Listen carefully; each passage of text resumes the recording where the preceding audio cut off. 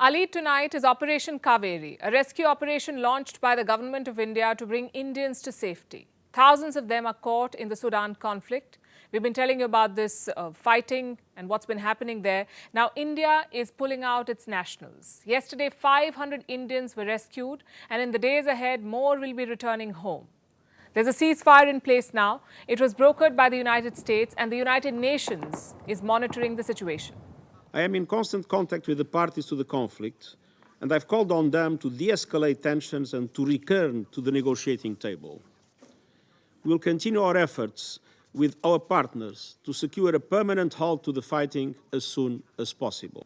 The ceasefire comes after 10 days of heavy fighting. It was so bad that Khartoum, the capital of the Sudan, turned into an active war zone.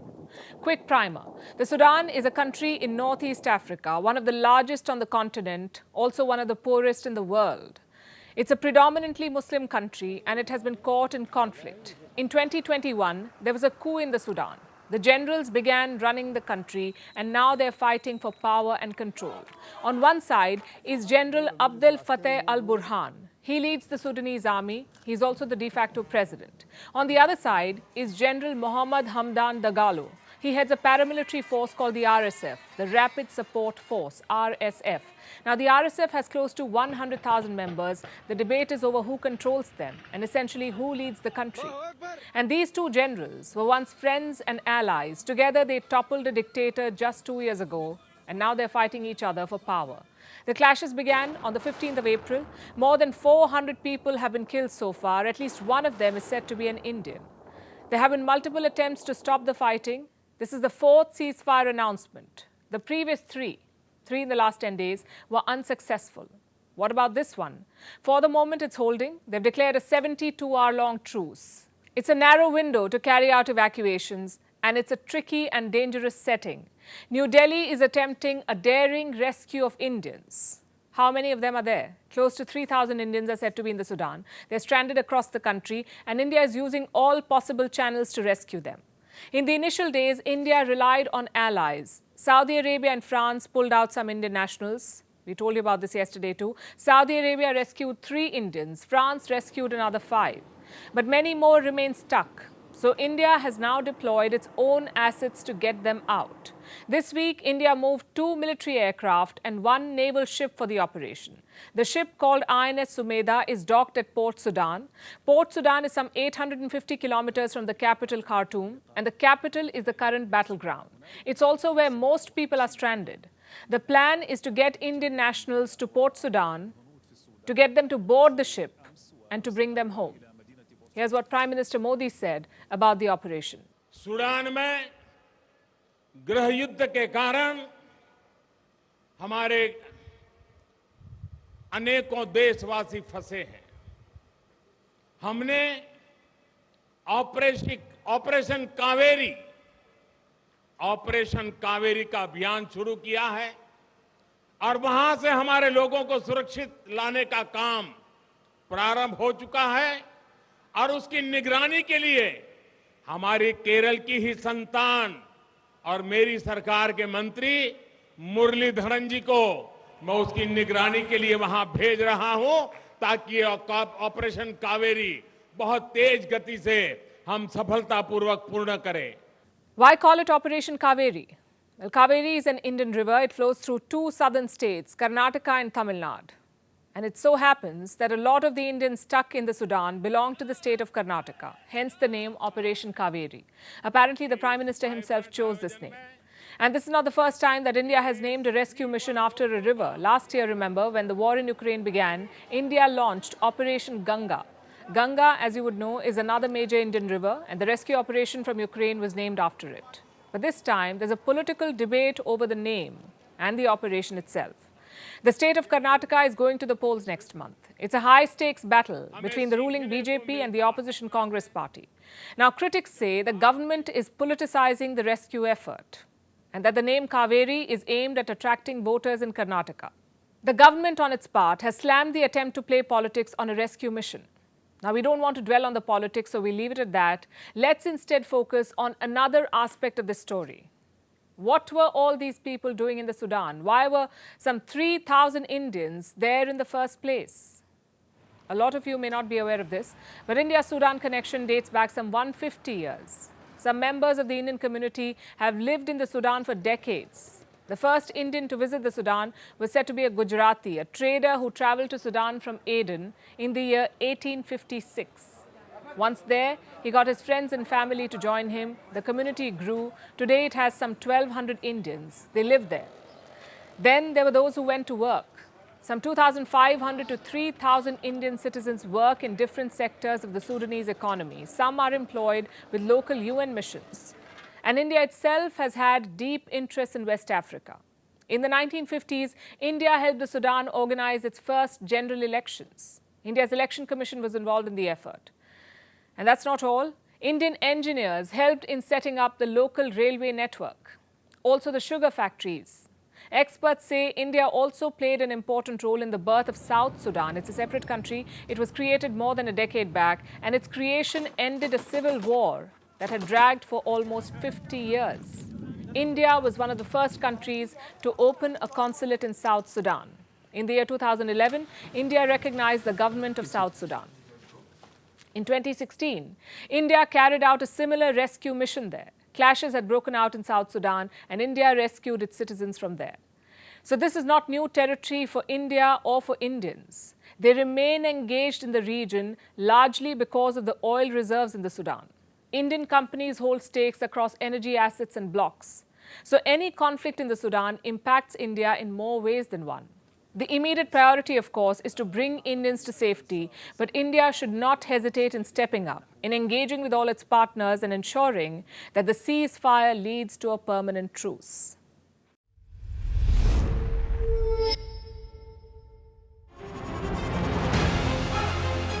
Email exchanges from inside the BBC, they talk about the risk of violating Indian laws. It's easier to rake up the freedom of speech debate, but does it give anyone a free pass to knowingly violate the law? America supports India because it needs India's support in return. And India is working with the US because it suits India's interests. This is how geopolitics works. Last night, he diffused a crisis with his defense minister. But today, Netanyahu was confronted with a new problem. His cabinet seems to have rebelled against him.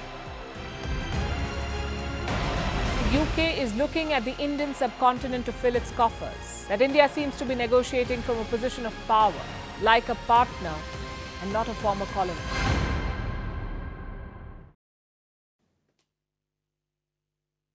A good cartoon is like a stinging editorial, except more concise. It uses pictures to evoke thought, to expose double standards. But sometimes the cartoon itself is a double standard. Let me show you. This cartoon appeared on a German magazine called Der Spiegel. It means the mirror in German, Der Spiegel. On this occasion, a foggy and broken mirror. The subject is clear. It's about India's population overtaking China's. But look at how it's been depicted. India is the overcrowded train with people hanging outside the compartment. And China? China is a sophisticated bullet train. It's falling behind, but it appears unbothered. Just like the subject, the message is also clear. China is economically advanced while India is backward. Many people on the internet have called this cartoon racist, and we agree. The India of 2023 is not about run-down trains with people on the roof. It's about modern, sustainable machines. Some, like the Vande Bharat, can rival European trains. But why care about the facts? Why bother with accuracy when you can peddle prejudice? One Twitter user laid out the numbers. In Germany, only 61% of train routes are electric. Guess how much it is in India? 85%. In fact, Germany's target for 2030 is only 75%. But like I said, why care about the facts? Cartoons are supposed to be subtle yet accurate. This one is neither. It's a crass attempt at peddling old and racist ideas about India. Remember the snake charmer stereotype? Well, this is no different. And the Western media keeps doing it again and again.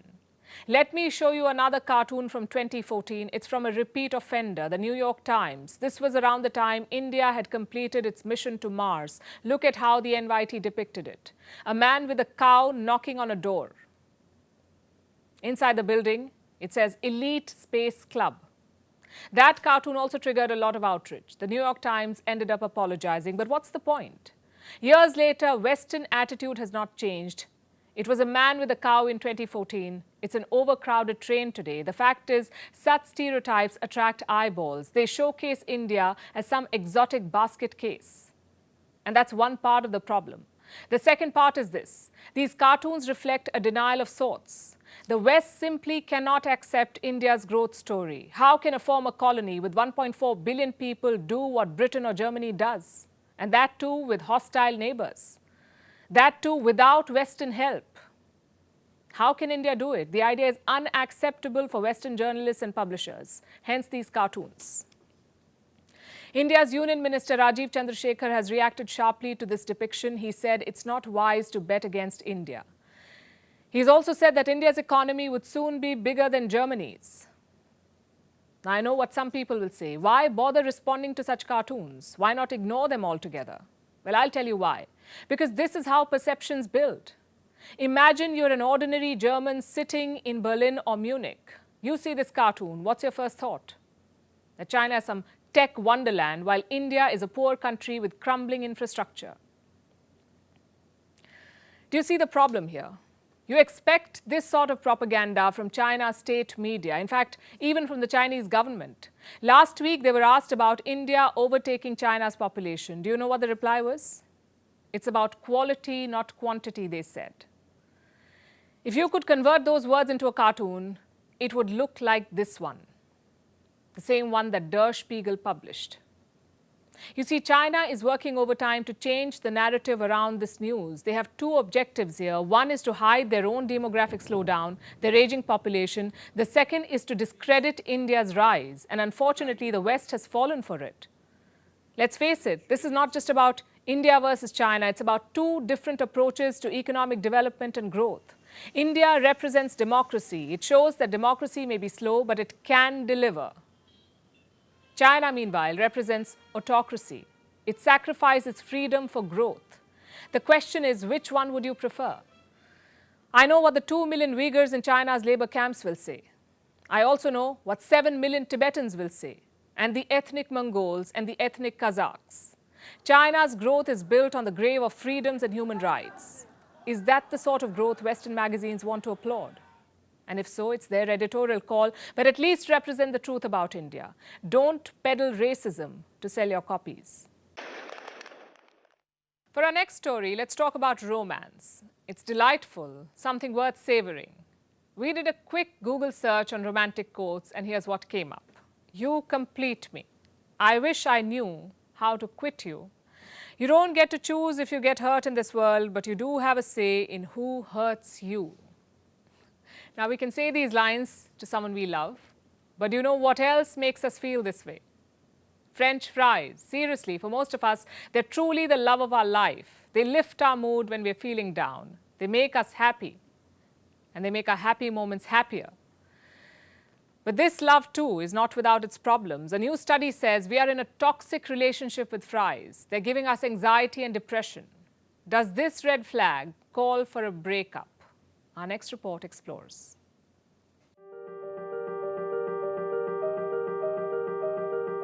When someone says exercise, all we hear is extra fries. Because French fries are not just a vastly nurtured starter, they are a comfort food with their greasy golden goodness and heavily salted, heavenly crisp.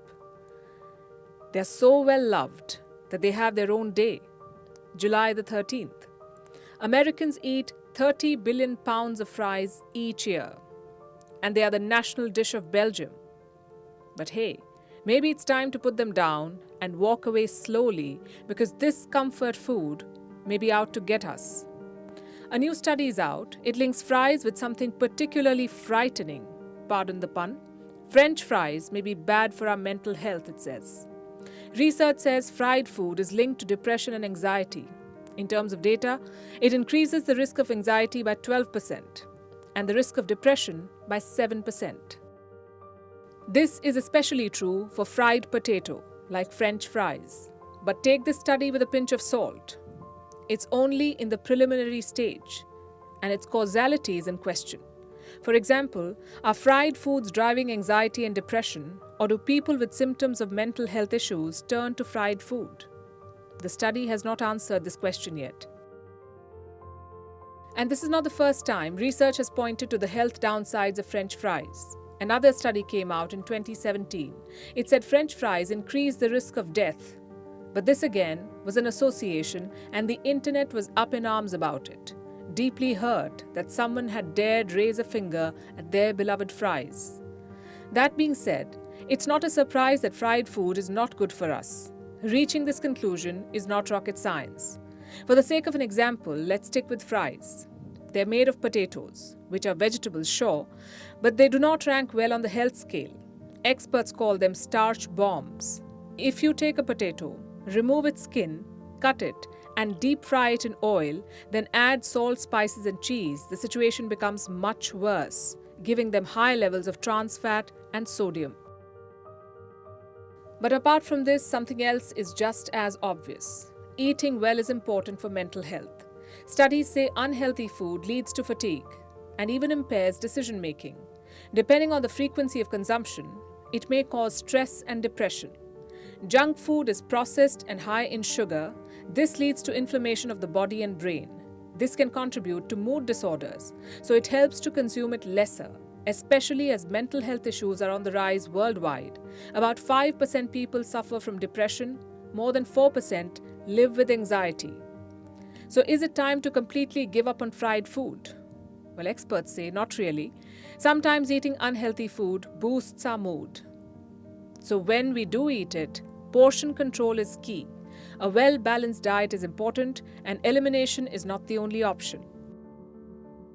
Because French fries may be bad for us, but they do taste good. And when you do eat them, here's a friendly tip. Fries go great with a salad. Enjoy.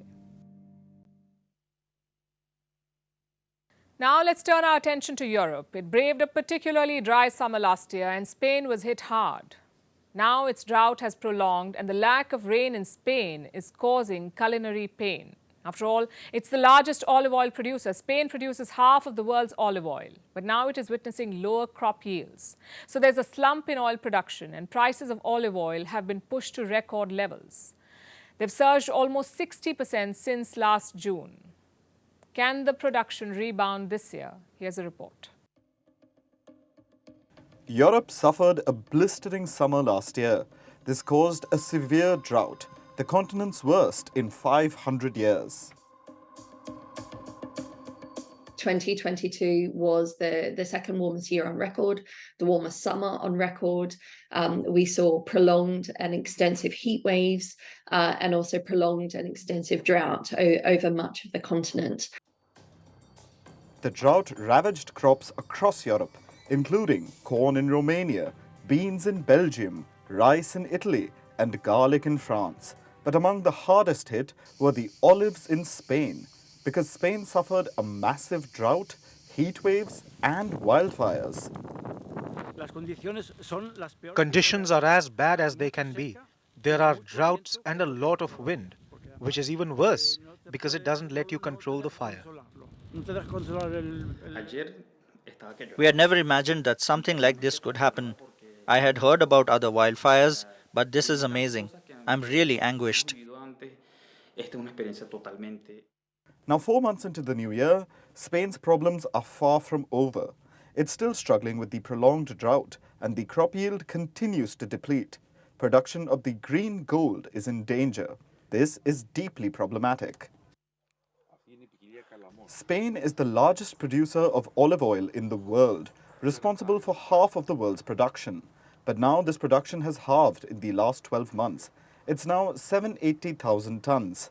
And you can guess what this is doing to the world's olive oil. Prices are soaring, hitting record levels. They've increased by about 60% in less than a year. This begs the question, is the situation set to improve this year? Experts are doubtful. There is a clear lack of rain, and Spain is only getting hotter. Last month was its second warmest March this century. It was also the second driest, and April is set to be the driest on record. This is unusually dry weather for Spain. So in short, production is not likely to rebound this year. and it could keep prices of olive oil elevated. The situation is grim. To give you an idea, people are now stealing olive oil, especially the high-quality ones, which is only logical.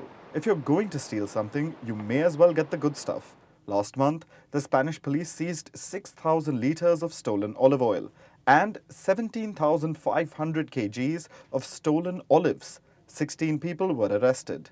While some are trying to steal olive oil, others around the world are shifting their preference to other cooking oils, like sunflower oil, which has also taken a hit. The war in Ukraine pushed up the costs. Ukraine was previously the world's top exporter of sunflower oil. Regardless, the lower olive harvest continues to hurt Spain. Spain loves its olives. It's home to 4th or 5th generation farmers. Their holdings go back to about 100 years. For Spain, its olives make people burst with pride. So the harvest may not just be a business to them. Also, Spain is a one-crop economy and its people are losing money. Experts say the record-breaking temperatures will only get worse, and the country's current model of water management is unsustainable. So its people continue to brave the brunt of climate change. And while the olive oil capital of the world is parched, there is still no rain forecast. And now it's time for Vantage Shots, images that tell the story. Italian Coast Guard has released dramatic footage of a migrant rescue operation. Migrants can be seen desperately trying to be rescued after their boat sank. In Spain, police tried to catch hold of suspected drug dealers. This high-speed chase looks right out of an action movie.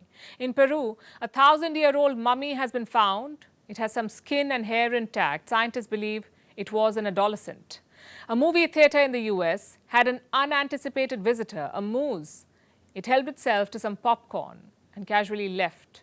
In New Zealand, Aurora Australis lit up the sky over Christchurch. And finally, what makes April the 25th significant? We are taking you back in history. On this day, construction of the Suez Canal began. The year was 1859. The idea was discussed in the 1830s. There was a need for a larger canal, providing a direct route between the Mediterranean Sea and the Red Sea. The construction took 10 years. More than 1 million people worked on the project. It is believed that tens of thousands of workers even died due to cholera and other factors.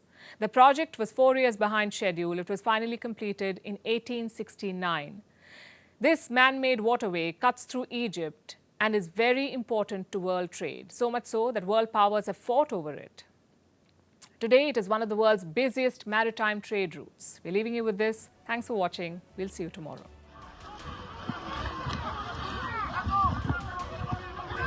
Come on.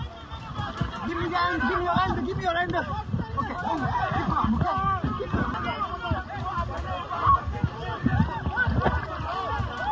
Keep it up, okay, my friend? Last side, okay?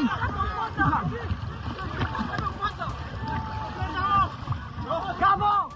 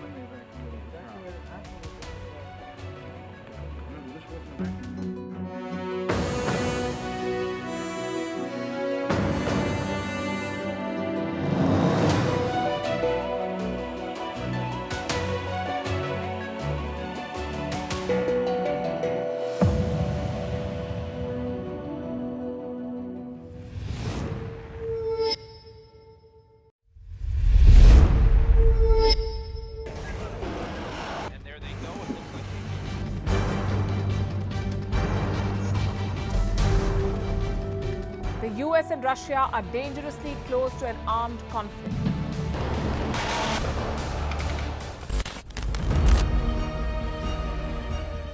This year, 2023, New Delhi will be the capital of global diplomacy.